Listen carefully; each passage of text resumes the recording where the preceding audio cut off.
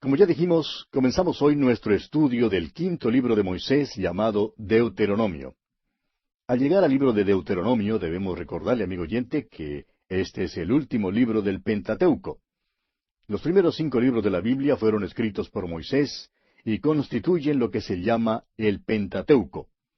Estos libros son Génesis, Éxodo, Levítico, Números y Deuteronomio. Ahora, la palabra deutero significa dos o segundo, y nomión significa la ley. Por tanto, la palabra Deuteronomio significa la segunda ley. Ahora, no debemos inferir que es una repetición de la ley como fue dada a Moisés allá en el monte Sinaí. Esto es más que una repetición. Es otro ejemplo de la ley de repetición, como ya lo hemos visto en la Escritura. El Espíritu de Dios tiene su método de decir algo en forma de bosquejo, y luego vuelve y pone énfasis sobre una porción notable de lo que ha dicho. Este es un método de énfasis. Es el método que Dios usa para llamar nuestra atención particular al respecto. Las leyes específicas que necesitaban énfasis se repiten y son tratadas detalladamente. Por ejemplo, encontramos los 10 mandamientos en el capítulo 5. Así pues, Deuteronomio es un comentario sobre la ley mosaica. Veamos ahora algo sobre el escritor. Moisés es el autor de Deuteronomio. Moisés, el hombre que conoció a Dios y con el cual Dios habló cara a cara. Los hijos de Israel vieron las obras de Dios, pero no le conocían a él. Moisés sí conoció sus caminos. Nos dice el Salmo 103, versículo 7, «Sus caminos notificó a Moisés y a los hijos de Israel sus obras». Deuteronomio es, pues, el resultado de este conocimiento íntimo, además de la experiencia de los 40 años en el desierto. Veamos ahora cuál es el propósito de este libro de Deuteronomio. Deuteronomio es el libro de experiencia y obediencia. Se ha añadido algo nuevo. Es la ley interpretada a la luz de 38 años de experiencia en el desierto. Dios les dio la ley en el monte de Sinaí. Ahora, ¿cómo les fue a ellos con esa ley?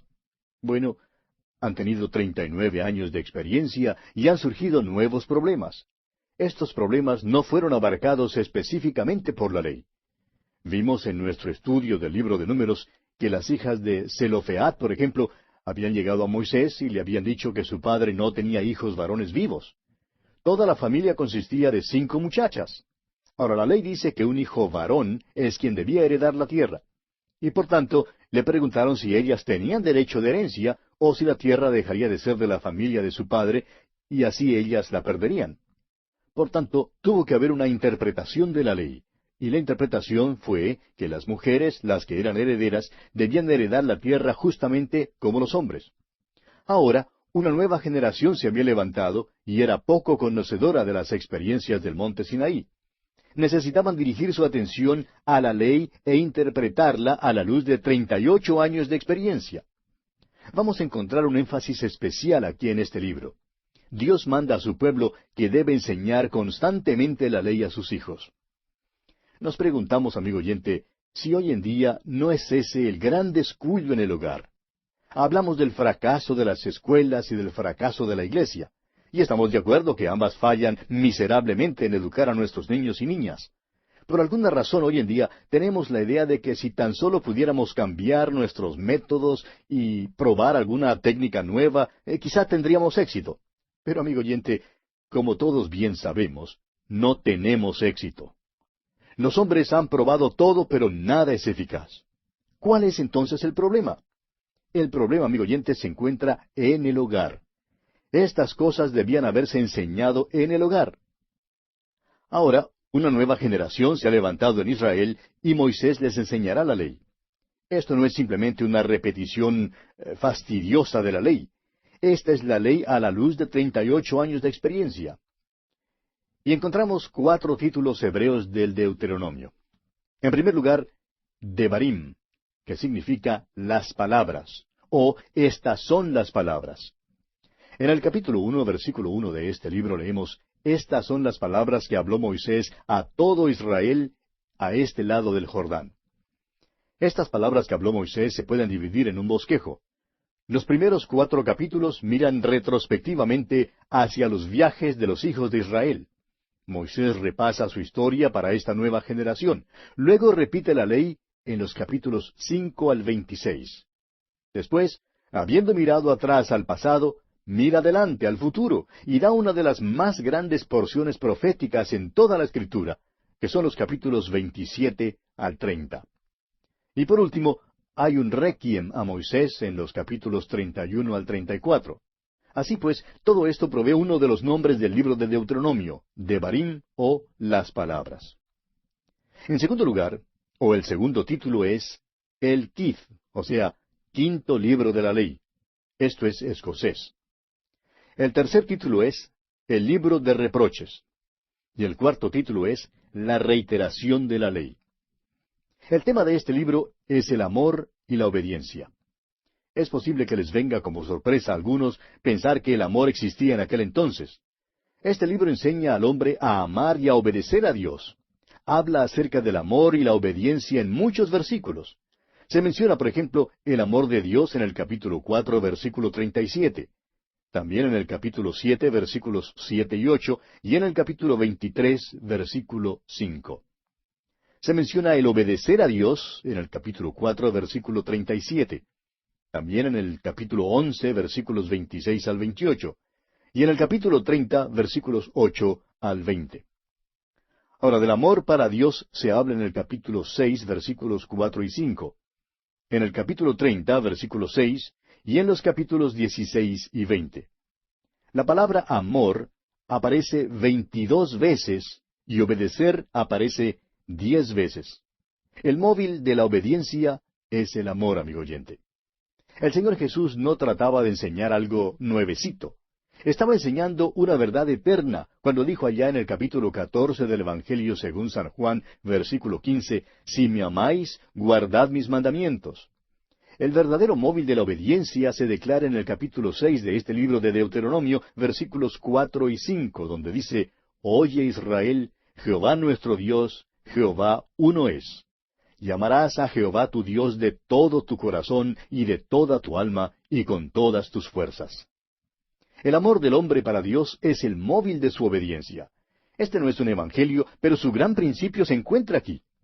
Esto nos ayudará a conseguir una perspectiva justa de la ley. Vamos a entender una cosa, la ley es buena. Alguien dirá que en los programas ponemos tanto énfasis en el hecho de que somos salvos por la gracia. No podemos ser salvos por la ley. Amigo oyente, en realidad ponemos énfasis sobre eso. Y una vez más, insistimos en que Dios no puede salvarnos por la ley.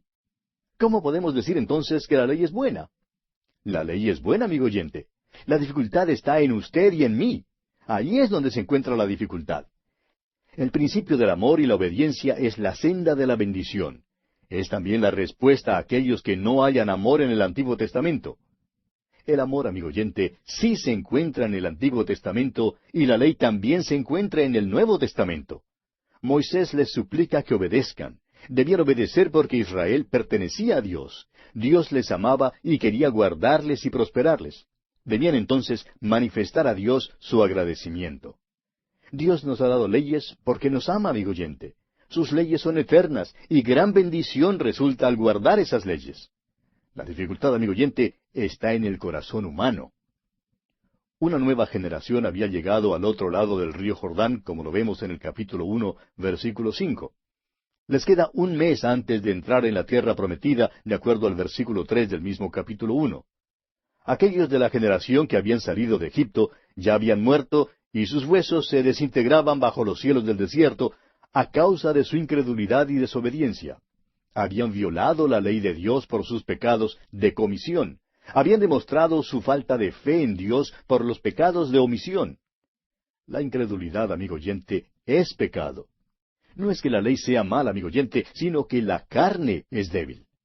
El apóstol Pablo nos dice en su carta a los Romanos capítulo 8, versículo 3, porque lo que era imposible para la ley, por cuanto era débil por la carne, Dios, enviando a su Hijo en semejanza de carne de pecado y a causa del pecado, condenó al pecado en la carne. Es la carne la que es mala. Esa es la razón por la cual Dios debe tener una base totalmente diferente para salvarnos. Vamos a entender, pues, que la ley es buena, amigo oyente. Hoy en día hay muchos que creen que debemos acabar con las leyes. pero se equivocan por completo. Moisés da a esta nueva generación las instrucciones finales del Señor antes de que ceda, al morir, el liderazgo de la nación. Pasa revista a las experiencias del desierto y pone énfasis de nuevo en ciertos aspectos de la ley. Les da a conocer su próxima morada a la luz del pacto palestino, el cual Dios había hecho con relación a esa tierra. Veremos que la ley mosaica no fue dada tan solo a un pueblo, sino que también fue dada a una tierra. Luego les enseña un nuevo cántico, bendice a las 12 tribus y se prepara para morir. Un requiem a Moisés concluye este libro de Deuteronomio. Ahora esta nueva generación era poco conocedora de las experiencias del monte Sinaí. Necesitaban tomar nota de la ley. Necesitaban una interpretación a la luz de las experiencias pasadas. La necesitaban para su futura morada en esa tierra prometida. Ahora el libro de Deuteronomio ha sido el centro de ataque de los críticos. Nos preguntamos si usted, amigo oyente, ha notado eso. La paternidad literaria del libro fue primero puesta en tela de juicio. La crítica original era que Moisés no pudo haberlo escrito porque no estaba en existencia el arte de escribir en los tiempos de Moisés. Esta crítica ha sido refutada posteriormente en forma absoluta. Luego los críticos declararon que el fin del libro era glorificar el sacerdocio en Jerusalén, pero no se mencionan en el Deuteronomio ni el sacerdocio ni Jerusalén. Mucha de esta crítica provino de la hipótesis de Graf Wellhausen, la cual provino hace años de las universidades alemanas. Todavía se enseña en muchos de los seminarios en los Estados Unidos. No sabemos por qué la enseñan, pero aún la enseñan. El motivo probable del ataque satánico contra el libro de Deuteronomio es que el Señor Jesucristo citó exclusivamente de este libro cuando Satanás le tentó. No es de extrañar entonces que Satanás odie este libro. Usted recordará que en la primera tentación, que se registra allá en San Mateo capítulo 4, versículo 4, y en San Lucas 4:4, Jesús citó de Deuteronomio capítulo 8, versículo 3. En la segunda tentación, registrada en Mateo 4:7 y en San Lucas 4:12, Jesús citó de Deuteronomio 6:16. En la tercera tentación, que se registra en Mateo 4:10 y en Lucas 4:8, Jesús citó de Deuteronomio capítulo 6, versículo 13 y capítulo 10, versículo 20. El Deuteronomio, amigo oyente, exalta la palabra de Dios. Dice el versículo 7 del capítulo 6, y estas palabras que yo te mando hoy estarán sobre tu corazón. Amigo oyente, no es la Biblia que usted lleva bajo el brazo lo importante. Más bien es la Biblia que usted abre delante de sus ojos y que estudia y lee lo que es importante. Los profetas del Antiguo Testamento citaban con mucha frecuencia del Deuteronomio. En el Nuevo Testamento hay más de 80 referencias a este libro. Bien, veamos ahora algunos rasgos que llaman la atención. Hay rasgos que sí llaman la atención en este libro de Deuteronomio. Entraremos en más detalle al encontrarlos en nuestro estudio, pero son los siguientes. En primer lugar, la mayor declaración doctrinal en todo el Antiguo Testamento se encuentra en el capítulo 6, versículo 4. En segundo lugar, la primera mención de la gran tribulación la encontramos en el capítulo 4, versículos 29 al 31. En tercer lugar, la promesa de un profeta verdadero. Esta la hallamos en el capítulo 18 de Deuteronomio, versículos 15 al 19.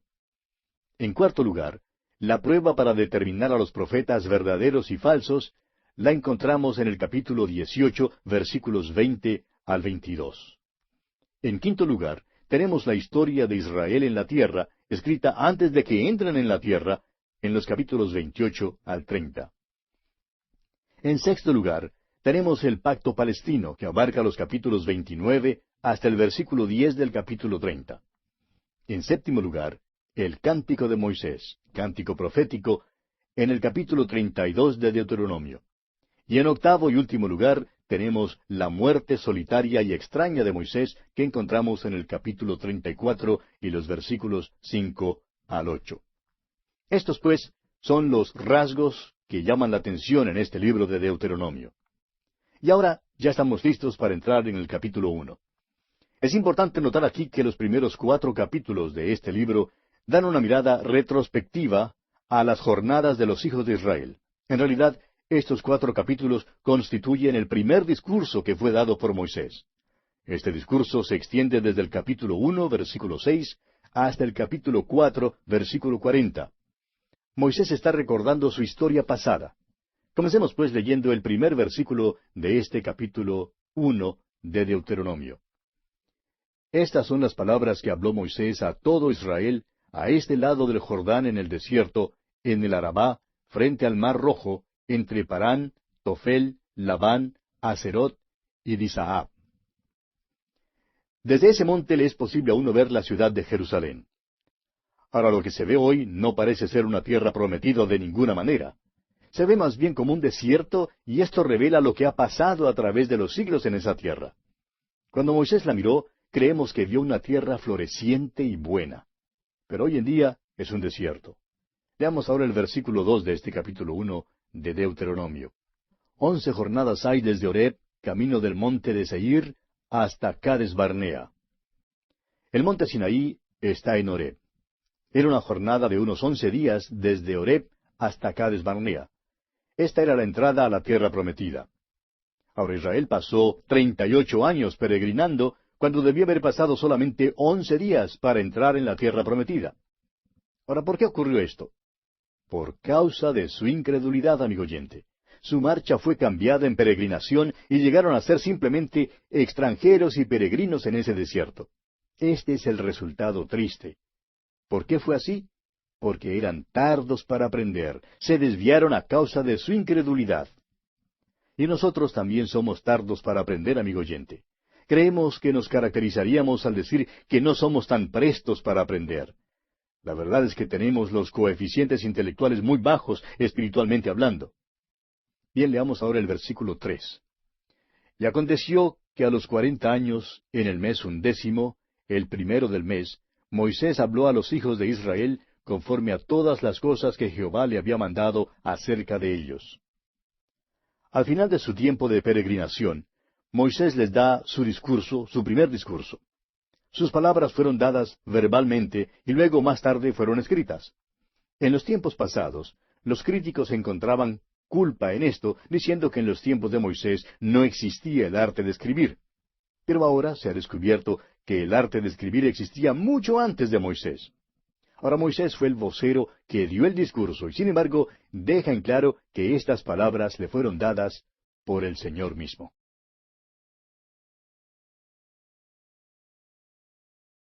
Continuamos hoy estudiando el capítulo 1 de Deuteronomio. Y en nuestro programa anterior hablábamos de cómo Moisés estaba recordándoles a los israelitas acerca de su peregrinación por el desierto. Decíamos que el monte Sinaí está en Horeb, y que desde Horeb hasta Cades Barnea, que era la entrada a la tierra prometida, había una jornada de unos 11 días. Ahora Israel pasó por 38 años peregrinando cuando debió haber pasado solamente 11 días para entrar en la tierra prometida. Y todo por causa de su incredulidad. Su marcha fue cambiada en peregrinación y llegaron a ser simplemente extranjeros y peregrinos en ese desierto. Este es el resultado triste. Ahora, al final de ese tiempo de peregrinación, Moisés les da su primer discurso. Sus palabras fueron dadas verbalmente, pero más tarde fueron escritas. Ahora, en los tiempos pasados, los críticos atacaban este punto diciendo que en los tiempos de Moisés no existía el arte de escribir. Pero ahora se ha descubierto que el arte de escribir existía desde mucho antes de Moisés. Moisés fue el vocero que dio el discurso. Sin embargo, él deja en claro que estas palabras le fueron dadas por el mismo Señor. Continuemos hoy considerando el fracaso en Cades Barnea.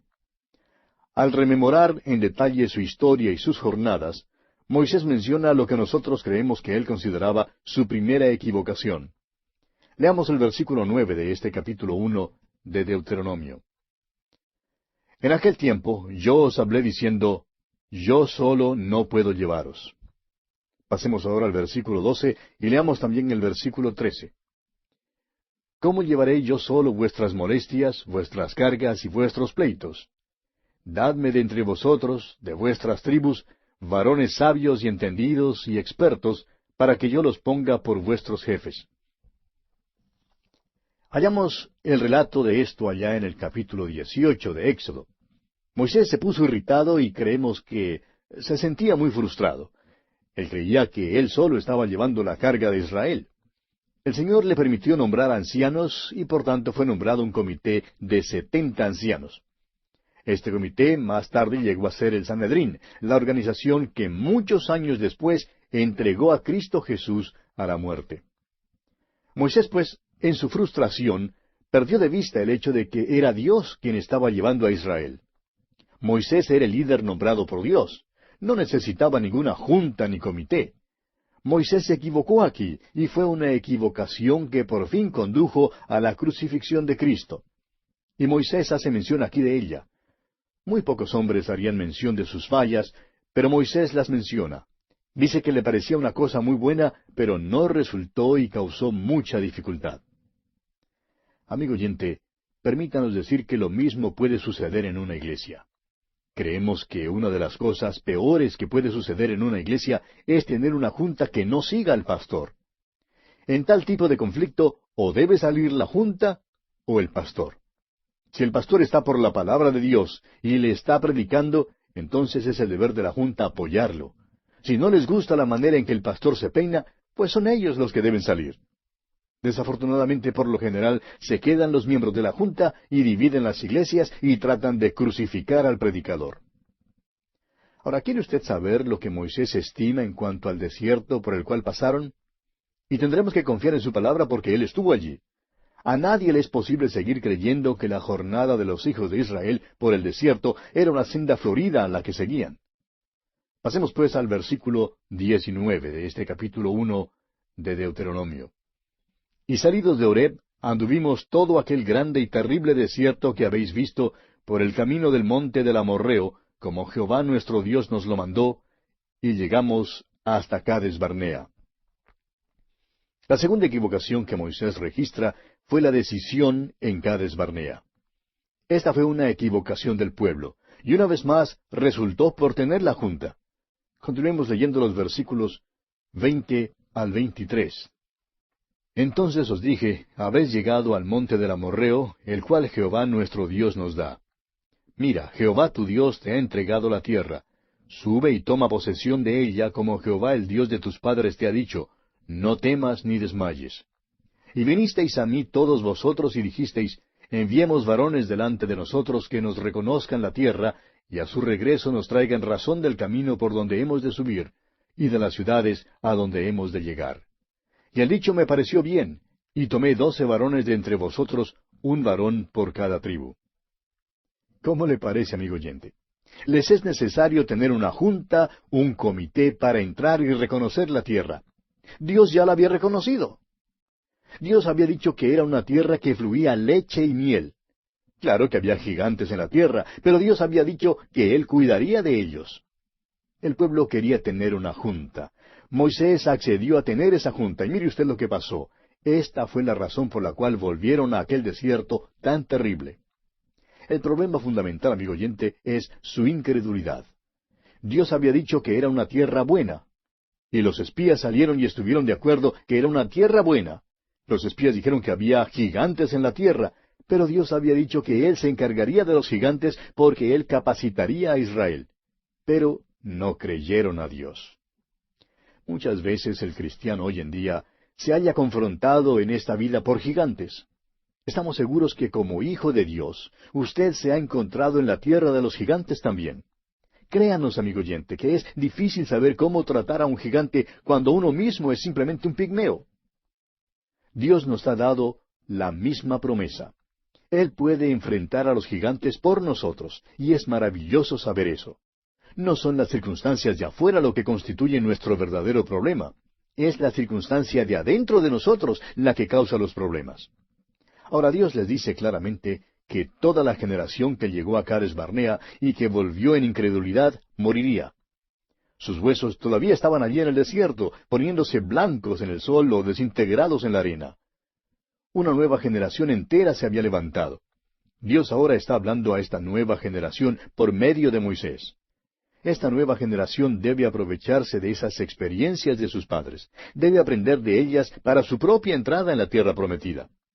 Ahora hay solamente 2 hombres que quedan de la vieja generación. 2 hombres a los cuales se les permite entrar en la tierra prometida, y ellos son Josué y Caleb. Pasemos ahora al versículo 34 y leamos hasta el versículo 38 de este capítulo 1 de Deuteronomio. Y oyó Jehová la voz de vuestras palabras, y se enojó y juró diciendo, no verá hombre alguno de estos, de esta mala generación, la buena tierra que juré que había de dar a vuestros padres, excepto Caleb, hijo de Jefone, él la verá, y a él le daré la tierra que pisó, y a sus hijos, porque ha seguido fielmente a Jehová. También contra mí se airó Jehová por vosotros, y me dijo, tampoco tú entrarás allá.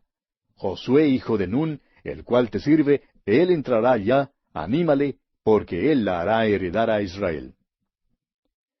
Caleb era un hombre muy diferente de los demás. Era uno de los espías, pero obedeció a Dios y trajo un informe exacto, un informe bueno. El hecho es que logró tomar posesión de la tierra que quería tener. Veremos más tarde en el libro de Josué que él era un hombre extraordinario. Recorrió de arriba abajo cierta parte de la tierra y la reclamó. Dame pues ahora este monte, fue su declaración. A propósito, amigo oyente, ¿qué desea usted de Dios? ¿Es usted padre o madre?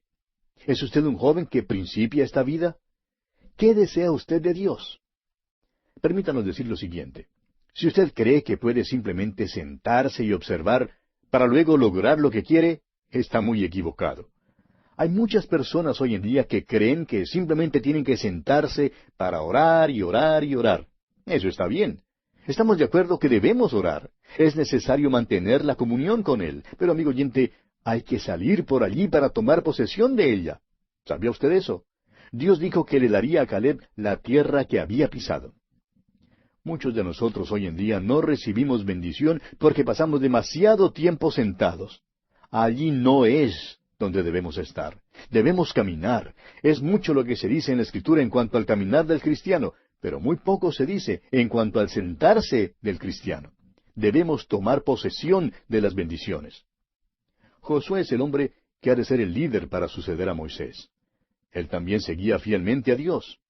Él fue el otro espía que trajo un buen informe junto con Caleb. En otras palabras, estos dos hombres creyeron a Dios. Eso era lo esencial. Creyeron a Dios y estaban dispuestos a salir por la fe.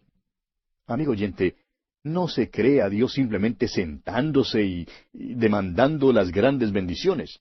Debemos salir por la fe en la causa de Dios. Continuemos leyendo los versículos 39 y 40 de este capítulo 1 de Deuteronomio. Y vuestros niños, de los cuales dijisteis que servirían de botín, y vuestros hijos que no saben hoy lo bueno ni lo malo, ellos entrarán allá, y a ellos la daré, y ellos la heredarán. Pero vosotros volveos e id al desierto, camino del Mar Rojo. Hay aquí algunas cosas muy importantes que no queremos pasar por alto. En primer lugar, la edad de responsabilidad es mayor que la que nosotros creemos que es. Llegaremos a esto más tarde. Algunos de estos que entraron en la tierra prometida estaban entre la edad de 13 a 19 años en Cades Barnea. Sabemos, por nuestro estudio del libro de Números, capítulo 14, versículo 29, que Dios fijó la edad en 20 años, y todos los de 20 años arriba murieron en el desierto. Otra cosa que debemos notar aquí es que los niños que mueren en la infancia son salvos. ¿Cómo es que lo sabemos? Dios no hizo responsables a aquellos jóvenes que no habían alcanzado la edad de responsabilidad cuando los ancianos rehusaron entrar en la tierra, sino que les permitió entrar en la tierra. Es que los de la vieja generación habían dicho que no querían entrar en la tierra porque estaban pensando en sus hijos. Y Dios se expresó con toda claridad que realmente insultaban a Dios. Estaban diciendo en verdad que Dios no cuidaba a los niños. Ahora Dios les dice, sí, cuido a tus hijos, y aquellos pequeñitos que creísteis estaban en gran peligro, son los mismos que entrarán en la tierra. Ahora esa generación de jóvenes ha llegado al límite de la tierra y está lista para entrar en la tierra. Y Moisés se dirige a ellos. Después que los hijos de Israel habían rehusado entrar en la tierra en Cades Barnea, afrontaron un dilema tremendo. Habían pecado contra Dios. Enfrentaban el desierto si volvían atrás. Recuerde que Moisés lo había llamado aquel grande y terrible desierto. Reconociendo entonces que han pecado y dándose cuenta de lo que enfrentan en el desierto si vuelven atrás, declaran que pelearán y entrarán en la tierra. Leamos los versículos 41 y 42 de este capítulo 1 de Deuteronomio. Entonces respondisteis y me dijisteis, hemos pecado contra Jehová, nosotros subiremos y pelearemos conforme a todo lo que Jehová, nuestro Dios, nos ha mandado. Y os armasteis cada uno con sus armas de guerra, y os preparasteis para subir al monte. Y Jehová me dijo, diles, no subáis ni peleéis, pues no estoy entre vosotros, para que no seáis derrotados por vuestros enemigos. Permítanos decirle, amigo oyente, que tal tipo de pelea no es buena. ¿Y sabe por qué? Porque ellos se encontraban fuera de la voluntad de Dios. La razón por la cual estaban dispuestos a pelear esta vez no era porque creyeran a Dios, sino porque tenían miedo. Su móvil fue el temor y no la fe. Estaban motivados por el temor y no por la fe en Dios. Ahora el versículo 43 nos dice, y os hablé y no disteis oído, antes fuisteis rebeldes al mandato de Jehová, y persistiendo con altivez, subisteis al monte. ¿Se fija usted? Aquí no se trata de la fe. Si hubieran subido en el principio porque creían a Dios, eso sería una cosa. Pero ahora actúan con presunción, y eso es una cosa muy diferente. Creemos que hay una distinción mínima entre la fe y la presunción. Un hombre dijo una vez, yo creía a Dios y yo creía que me iba a bendecir el negocio y por lo tanto me metí en ese negocio creyendo que me iba a bendecir, pero no me bendijo. La verdad es que quedé en bancarrota. Bueno, amigo oyente, ¿cree usted que este hombre tenía fe en Dios o que actuaba en forma presumida? Lo que ocurrió es que este hombre había escuchado hablar en un banquete a otro hombre de negocios. En su mensaje, este hombre de negocios habló de cómo había tomado como su lema, Dios es mi socio. Habló de cómo Dios le ayudó a lograr mucho éxito en su negocio. Contó acerca de cómo se había asociado con Dios y cómo Dios le había bendecido y prosperado. Dios sí guiaba en la vida de ese hombre, eso es seguro. Sin embargo, creemos que este otro hombre al escuchar este mensaje fue a casa y dijo presuntuosamente, bueno, si Dios me ayuda a tener éxito, le tendré como mi socio en el negocio. Es evidente pues que Dios no guiaba en su vida. Créanos, amigo oyente, que hay una diferencia entre la fe y la presunción. Continuemos ahora leyendo los versículos 44 al 46 de este capítulo 1 de Deuteronomio. Pero salió a vuestro encuentro el amorreo, que habitaba en aquel monte, y os persiguieron como hacen las avispas, y os derrotaron en Seir hasta Horma. Y volvisteis y llorasteis delante de Jehová, pero Jehová no escuchó vuestra voz, ni os prestó oído. Y estuvisteis en Cades por muchos días, los días que habéis estado allí. Fíjese en esto, amigo oyente. Llegaron delante del Señor y derramaron lágrimas de cocodrilo. Lloraron y se arrepintieron. Sí, pero ¿qué clase de arrepentimiento es este? Escuche lo que nos dice el apóstol Pablo en su segunda carta a los Corintios, capítulo 7, versículo 10. Dice él, porque la tristeza que es según Dios produce arrepentimiento para salvación, de que no hay que arrepentirse. Pero la tristeza del mundo produce muerte. Sí, aquí están llorando. ¿Lloran acaso porque desobedecieron a Dios? No, amigo oyente, lloran porque los amorreos les han perseguido. Ese es el motivo de su llanto. Usted sabe que cuando prenden a un ladrón, él empieza a llorar, derrama lágrimas y se arrepiente. Ah, pero espere un momento. ¿Qué clase de lágrimas son estas? ¿Llora acaso porque es ladrón? No, amigo oyente. Llora porque le han prendido, porque le han arrestado. Hay una gran diferencia entre los dos. Y eso es exactamente lo que vemos aquí con los israelitas. Y como consecuencia de todo esto, pasaron mucho tiempo en Cades Barnea. Y bien, así concluimos nuestro estudio del capítulo 1 de Deuteronomio. Y llegamos ahora al capítulo 2, cuyo tema central es las jornadas en el desierto. Este discurso de Moisés continúa con el recuento de sus jornadas. Después que volvieron atrás en Cades Barnea, los hijos de Israel seguían hacia el monte de Seir, y como dice el versículo 1 del capítulo 2, y rodeamos el monte de Seir por mucho tiempo. Moisés continúa hablando en los versículos 2 y 3 del capítulo 2, y dice, y Jehová me habló diciendo, bastante habéis rodeado este monte, volveos al norte. Como usted ve, amigo oyente, no sabían a dónde ir. Todo lo que han hecho es rodear el monte de Seir. Dan vuelta tras vuelta y por fin Dios dice que se cansa de eso. Él dice, vamos a dejar de dar estas vueltas. Y tememos, amigo oyente, que muchos cristianos hacen lo mismo.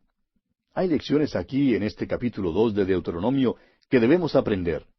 Continuemos ahora leyendo los versículos 4 y 5 de este capítulo 2 de Deuteronomio. Y manda al pueblo diciendo, pasando vosotros por el territorio de vuestros hermanos los hijos de Esaú, que habitan en Seir, ellos tendrán miedo de vosotros, mas vosotros guardaos mucho. No os metáis con ellos, porque no os daré de su tierra ni aun lo que cubre la planta de un pie, porque yo he dado por heredad a Esaú el monte de Seir. Hay aquí otra cosa que es importante que nosotros aprendamos. En Génesis capítulo 36, aprendimos que Esaú vivía en Seir y que Esaú es Edom.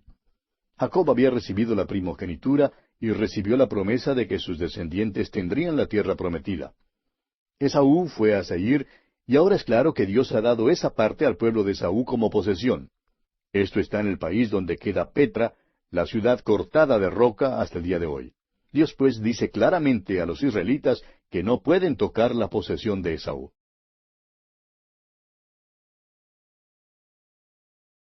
Continuamos hoy estudiando el capítulo 2 de Deuteronomio. Y en nuestro programa anterior hablábamos de el cuidado de Dios por Israel. Y vimos en los versículos 4 y 5 de este capítulo 2 cómo Dios les dice a los israelitas claramente que no pueden tocar la posesión de Esaú.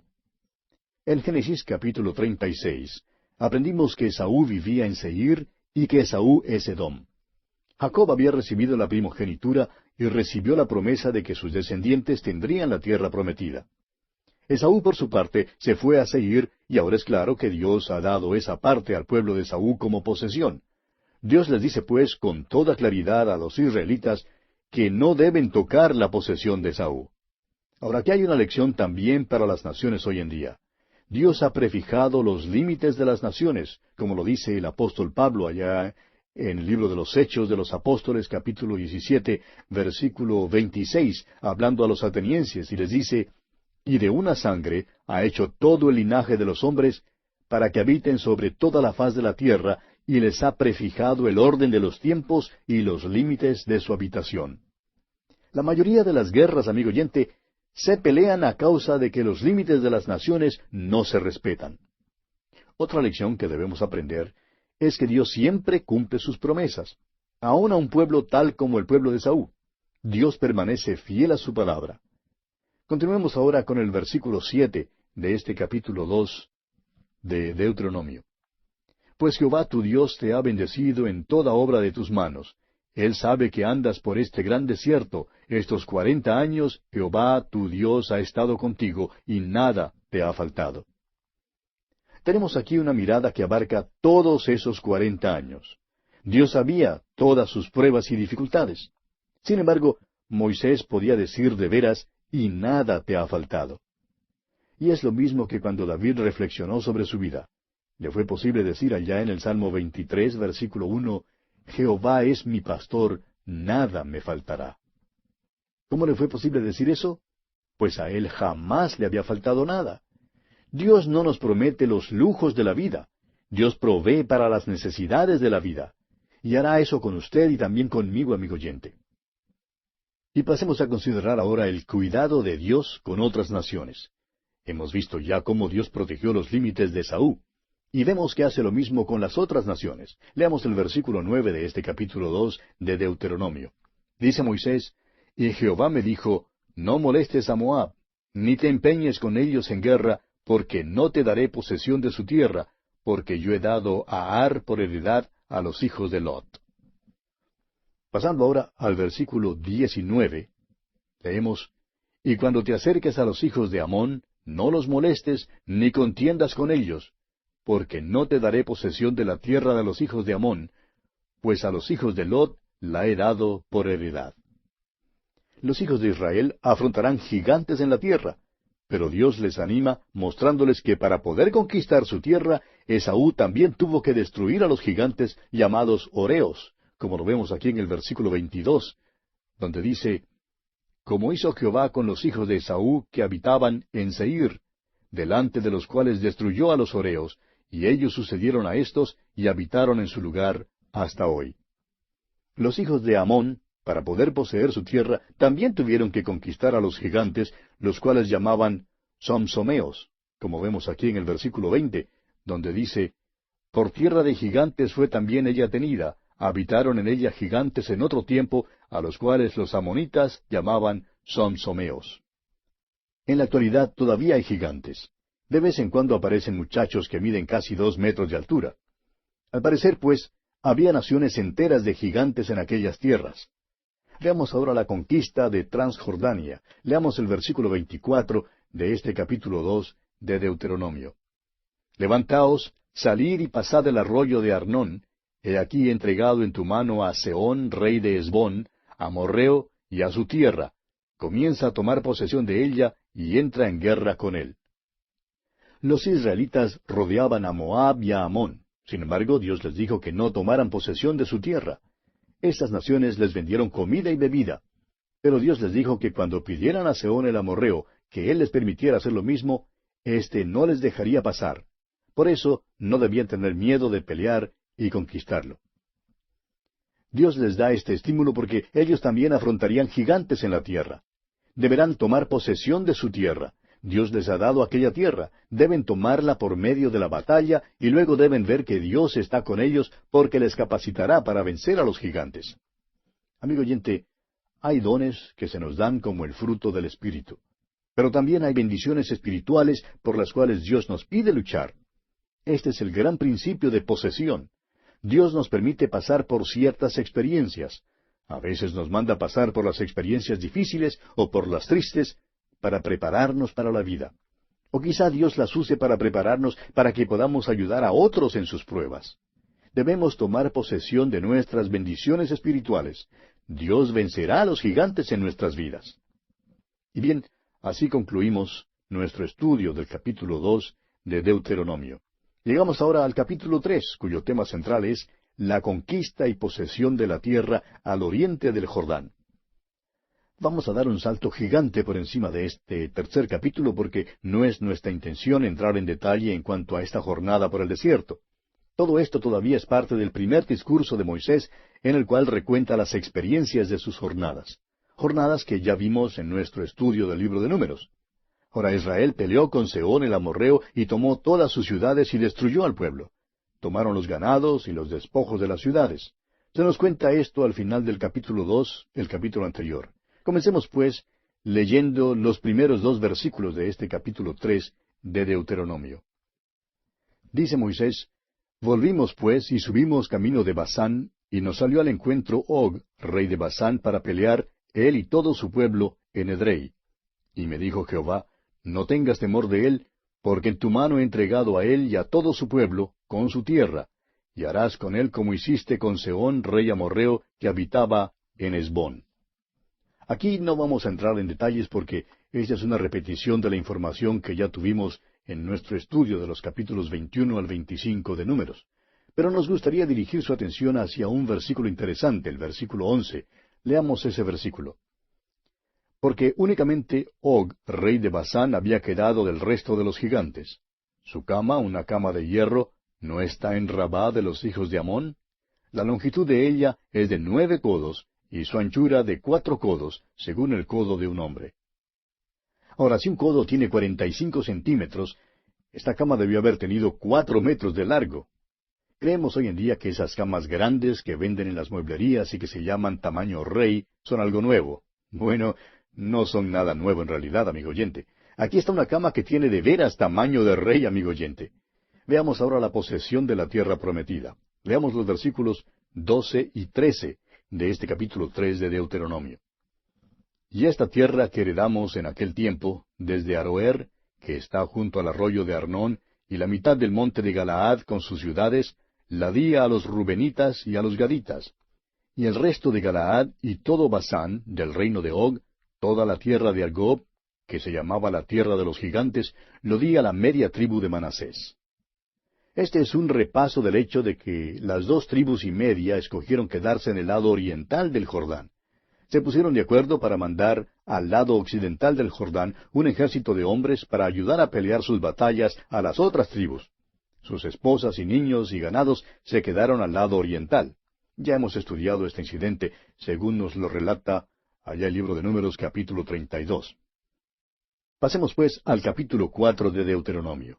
El tema central de este capítulo lo constituye una amonestación a la nueva generación. Estamos llegando a la conclusión del primer discurso de Moisés. Él ha repasado sus viajes.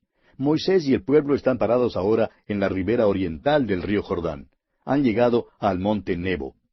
A medida que Moisés les habla, él mira en forma retrospectiva a todo ese viaje.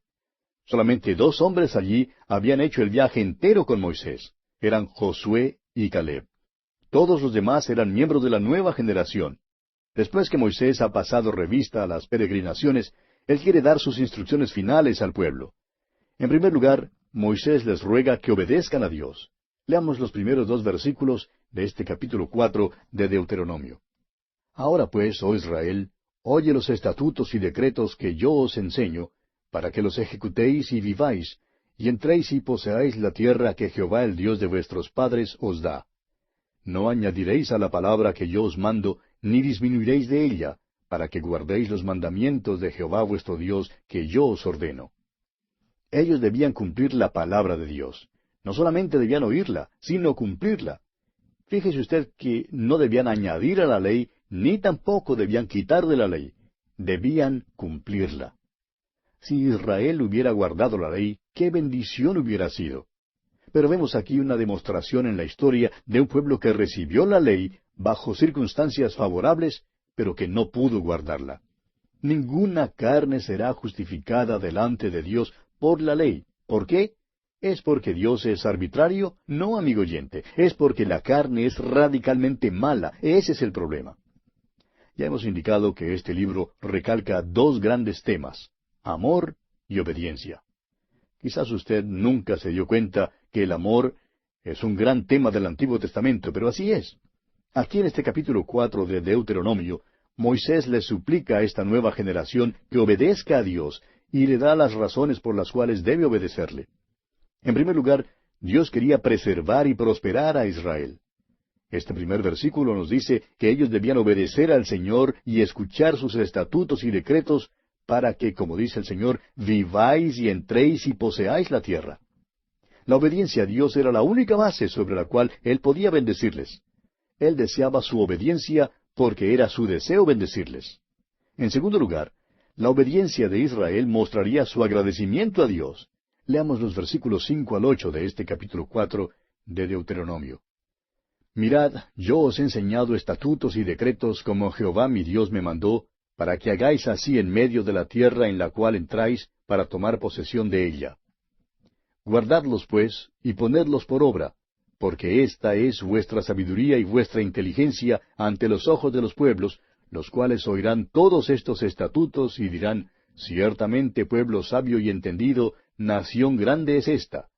Porque ¿qué nación grande hay que tenga dioses tan cercanos a ellos como lo está Jehová nuestro Dios en todo cuanto le pedimos? ¿Y qué nación grande hay que tenga estatutos y juicios justos, como es toda esta ley que yo pongo hoy delante de vosotros? Dios les había bendecido de una manera tan maravillosa que debían mostrar su agradecimiento a través de la obediencia. Ahora, en tercer lugar, el amor de Dios debe impulsar su obediencia. Pasemos hasta el versículo 37 ahora. Y por cuanto Él amó a tus padres, escogió a su descendencia después de ellos, y te sacó de Egipto con su presencia y con su gran poder. Esta es la primera vez en la Biblia que Dios le dice a alguien que le ama. Dios ha demostrado que ama al hombre desde el principio del Génesis. Hasta aquí no ha dicho nada en cuanto a ello, y esta es la primera vez que hace mención de su amor para con alguien. Da esto como el motivo de lo que Él ha hecho. Ya les ha librado de la tierra de Egipto y hará cosas aún mayores y más poderosas por ellos.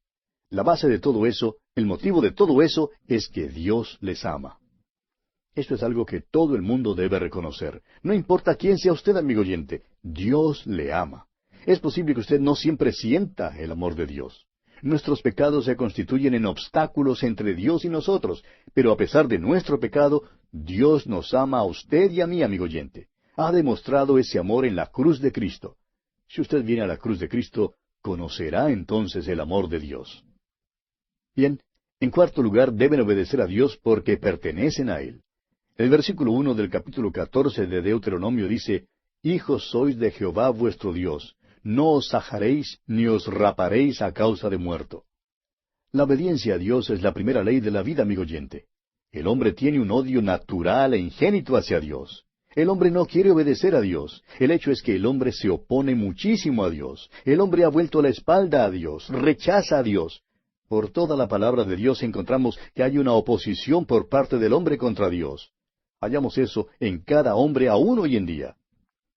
Una señora creyente contaba en cierta ocasión que su esposo no era salvo y decía que ella se había salvado escuchando la predicación de la palabra de Dios por radio. Y dijo, pero no me ha sido posible lograr que mi esposo vaya a la iglesia, ni tiene ningún interés, y él siempre se me ha opuesto. Ahora está empezando a escuchar la transmisión del Evangelio y es lo único que escuchará. Permítanos decirle, amigo oyente, que es la palabra de Dios lo que destruirá la oposición de cualquier hombre. No hay otra cosa que lo haga. Solamente Dios puede hacerlo. Si Israel tan solo hubiera guardado la ley de Dios, ¿qué bendición habría tenido? Veamos ahora los resultados de la obediencia y de la desobediencia. Volvamos al comienzo de este capítulo 4 de Deuteronomio y leamos los versículos 3 y 4. Vuestros ojos vieron lo que hizo Jehová con motivo de Baal Peor, que a todo hombre que fue en pos de Baal Peor destruyó Jehová tu Dios de en medio de ti. Mas vosotros que seguisteis a Jehová vuestro Dios, todos estáis vivos hoy. Sucedió que los miembros de esta generación conocieron el tiempo cuando Balaam fue llamado para maldecir a Israel y no le fue posible maldecirlo. El hecho es que solo le fue posible pronunciar bendiciones. Pero hizo una sugerencia al rey Moab. Aconsejó al rey que aunque no podía maldecir al pueblo, el rey debiera dejar que su pueblo bajara para casarse con los hijos de Israel. Esto implantaría la adoración falsa entre ellos y luego Dios les juzgaría. Y esto es exactamente lo que pasó. Usted recordará que vimos esto allá en el capítulo 25 de Números. Esto debía servir de ejemplo a esta generación y también debe servir de ejemplo a nosotros. Hay una recompensa por su obediencia. Aquellos que sí siguieron al Señor vivían y entrarían en la tierra. Dios les recuerda de nuevo que la obediencia trae con ella la bendición. Continuemos con el versículo 5. Mirad, yo os he enseñado estatutos y decretos como Jehová mi Dios me mandó, para que hagáis así en medio de la tierra en la cual entráis para tomar posesión de ella. La obediencia traería la bendición de Dios. Entrarían en la tierra para tomar posesión de ella, y su obediencia debía servir a un otro fin. Leamos el versículo 6. Guardadlos, pues, y ponedlos por obra, porque esta es vuestra sabiduría y vuestra inteligencia ante los ojos de los pueblos, los cuales oirán todos estos estatutos y dirán, ciertamente pueblo sabio y entendido, nación grande es esta. Israel debía ser un testimonio a todo el mundo. Debía testificar al mundo de una manera opuesta a la que la Iglesia testifica al mundo. Dios nos manda a ir a todo el mundo y predicar el Evangelio. Ese mandato es dado a cada creyente. Cada creyente en Cristo debe tener alguna participación en proclamar la palabra de Dios hasta los fines de la tierra. Ahora, francamente, a la nación de Israel nunca le mandó a salir. Debían convidar. Venid, a la casa de Jehová iremos, dice. Su obediencia, su lealtad a Dios, haría que las otras naciones oyeran estos estatutos y que se fijaran en que las bendiciones de Dios hicieron de Israel una gran nación. Y entonces, ¿qué harían? ¿Qué hizo, por ejemplo, la reina de Saba? Bueno, ella vino desde los fines de la tierra. En aquel entonces no había los aviones a reacción como hoy. Hizo un viaje largo y arduo. Ahora, si una mujer venía y viajaba toda esa distancia bajo tales circunstancias, ¿no cree usted que algunos hombres también vendrían a ver también? Y vinieron. Así, de esa manera, Israel testificó al mundo. Esa es la razón por la cual Dios dijo que ellos deben obedecerle. Si le obedecían, Dios les bendeciría y serviría de testimonio a todas las naciones. Pero si no le obedecían y se apartaban del Señor, entonces Dios enviaría juicio sobre ellos. Leamos el versículo 9 ahora. Por tanto, guárdate y guarda tu alma con diligencia, para que no te olvides de las cosas que tus ojos han visto, ni se aparten de tu corazón todos los días de tu vida. Antes bien, las enseñarás a tus hijos y a los hijos de tus hijos. Dios dio a la nación de Israel la gran tarea de un ministerio de enseñanza. Debían obedecer a Dios y debían enseñar estas cosas a sus hijos y a sus nietos. Y vamos a pausar aquí por un momento, amigo oyente. La responsabilidad más grande de cualquier nación es la educación de sus jóvenes. Probablemente el fracaso más grande también de cualquier nación es la falta de educación. Mire, por ejemplo, a nuestros países hoy en día, en general, y bien puede ver usted el fracaso triste que hacen en este asunto de la educación. Ahora, no estamos culpando a las universidades ni a las escuelas. ¿Sabe usted dónde se encuentra el problema? Se encuentra allí mismo en el hogar. Dios les dice a los israelitas, quiero que enseñes a tus hijos y a tus nietos. La falta de enseñanza se debe a la mamá y al papá en el hogar. Esta fue la gran tarea que Dios dio a Israel. Amigo oyente, si usted trae a un niño a este mundo, usted es responsable por ese niño. Nuestro problema hoy en día no es el petróleo, ni la deuda externa, ni la decadente economía de nuestros países. Nuestro problema es el hogar. Dios hará responsables a los divorciados hoy en día por esos hijos abandonados a su suerte, aquellos que nunca conocieron la instrucción, ni el amor, ni el interés, ni la comunicación de los padres. ¿Qué responsabilidad es esta? Dios lo expone con toda claridad a Israel. Cuando la nación fracasó, fracasó en el hogar, y Dios la juzgó por eso. Veamos ahora que este es también un capítulo rico. Pasemos al versículo 12 de este capítulo 4 de Deuteronomio. Y habló Jehová con vosotros de en medio del fuego, oísteis la voz de sus palabras, mas a excepción de oír la voz, ninguna figura visteis. El Señor Jesús declaró con toda claridad lo siguiente. Usted recordará allá en el capítulo 4 de San Juan, versículo 24, Dios es espíritu, y los que le adoran, en espíritu y en verdad es necesario que adoren. No debían tener ninguna figura de Dios en ninguna manera. El Señor Jesús se hizo hombre, pero la Biblia no nos da ninguna descripción de Él. Ahora, amigo oyente, tenemos que decirle que no nos gustan en realidad los cuadros de Jesús. Sabemos que hay muchos que creen que un cuadro de Jesús les ayuda a adorarle. Pero permítanos decirle lo que dijo un viejo comentarista escocés. Él dijo, los hombres nunca, nunca pintan un cuadro de Jesús, sino hasta cuando han perdido la presencia de Él en sus corazones. Amigo oyente, necesitamos tenerlo en nuestros corazones hoy en día, y no en color, en un cuadro. Estas son grandes verdades que Dios nos da en este capítulo, y a propósito, son verdades eternas. Las instrucciones que fueron dadas a Israel en aquel entonces son grandes principios que nosotros debemos guardar en el día de hoy. La verdad, amigo oyente, es eterna. Y aquí vamos a detenernos porque nuestro tiempo ya tocó a su fin. Continuaremos la consideración de este capítulo 4 de Deuteronomio en nuestro próximo estudio.